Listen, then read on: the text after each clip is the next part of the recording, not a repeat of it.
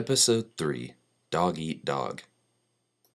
The night we reached Prosperity, a huge storm hit. We watched from the walls as the storm clouds rolled in, filled with lightning flashes and accompanied by booming thunder.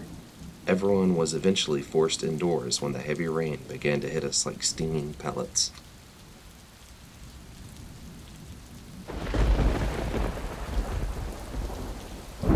With not much else to do at the moment, Carmina suggested browsing the community library. The shelves were filled with everything from cookbooks to old mystery novels to fantasy and sci-fi. I eventually settled for something simple and lighthearted, an old superhero comic.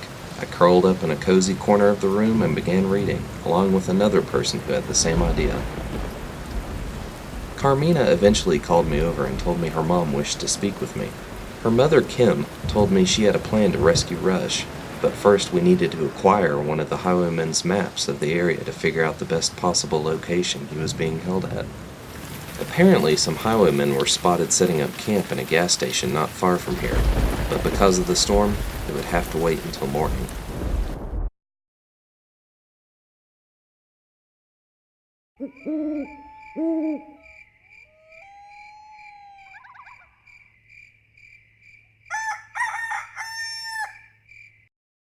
Back before the bombs, Kim was apparently a hairdresser, and after our talk last night, she kindly offered to trim and even dye my unkempt hair, to which I accepted. After all, the last time I had my hair professionally done was before the collapse. She even offered me new clothes. And I had to admit, I looked good. In fact, I may have even let it go to my head for a moment. When stepping outside, I began striking poses as if I was some superhero. Probably had that idea in my head from the comics the night before. The woman I was posing for couldn't seem to care less and continued playing her guitar while singing a song called In the Pines. Shrugging off my brief egotistical moment, I began to listen to the sounds of the community as it came alive around me.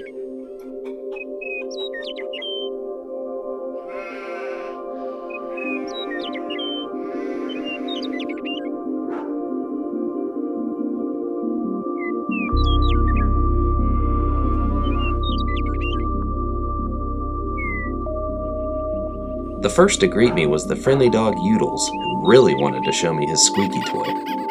Slowly, more and more of the community began to wake up. Children began to play while the adults began to work.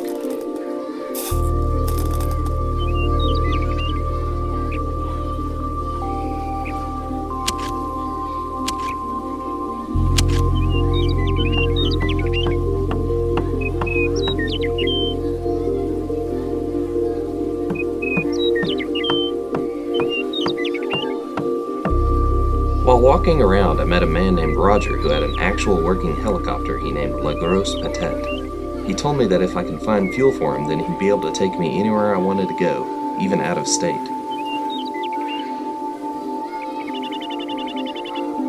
It wasn't long before I climbed the walls to get a better view of Prosperity and the surrounding area.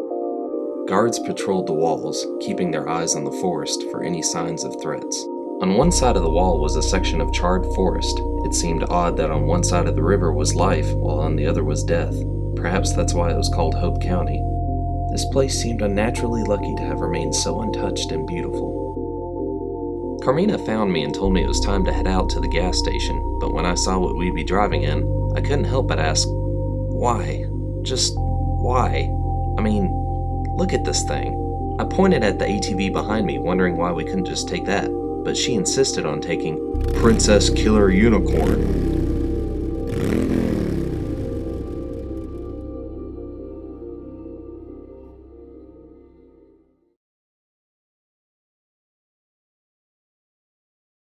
About 5 minutes down the road, a beautiful elk darted across our path.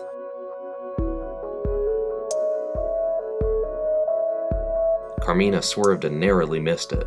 This was another example of the wondrous wildlife of Hope County. Shortly after that, we arrived at the gas station and began to sneak towards it. I could hear a beehive nearby and spotted it hanging above two highwaymen. I decided to take advantage of this and shot it, breaking it open and releasing a horde of angry bees.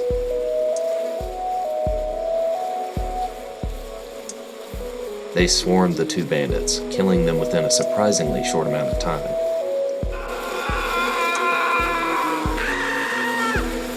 Now, I should have seen the next part coming after shooting the beehive. You see, bees don't selectively swarm a single target when disturbed. Oh no, they attack whatever the fuck's around them in a mad frenzy, including me. I had to run inside to get away from them.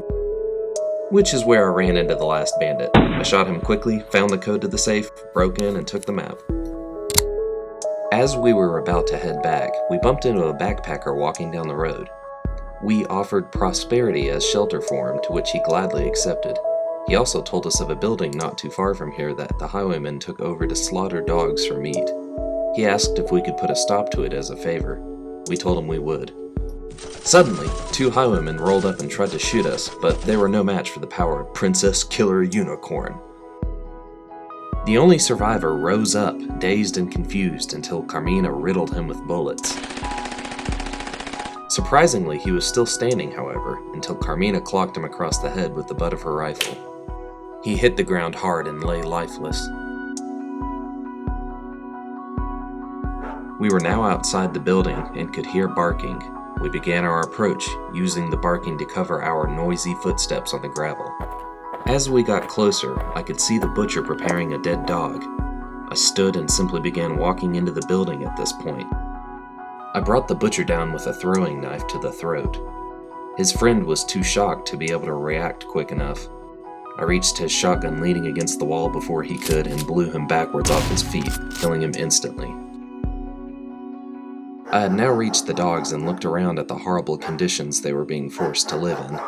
No dog deserved to live like this. I went to the only one whose door was open and tried to gently coax it out. It whimpered and shrunk to the ground. It had clearly been abused recently, but despite this, I was able to get it to realize I was a friend. It happily leaped on me and began licking my face. The dog then began to try and get me to follow him. It scrambled under a gap in a fence as I climbed over. It then began to paw at a large piece of metal leaning against the wall. When I pulled the metal back, it revealed a secret room. It was here where I found the keys to all the dogs' cages. The dog looked at me, patiently waiting for me to free its friends. One by one, I opened each cage and released the dogs from their lives of fear and abuse. They were so happy. The dogs also managed to get some revenge of their own. They began to eat the highwaymen while I received bloody but loving licks from my new friend, who I will now call Timber. Carmina, Timber, and I left the other dogs to enjoy their meal. They did earn it, 'cause after all, this was now a dog-eat-dog world.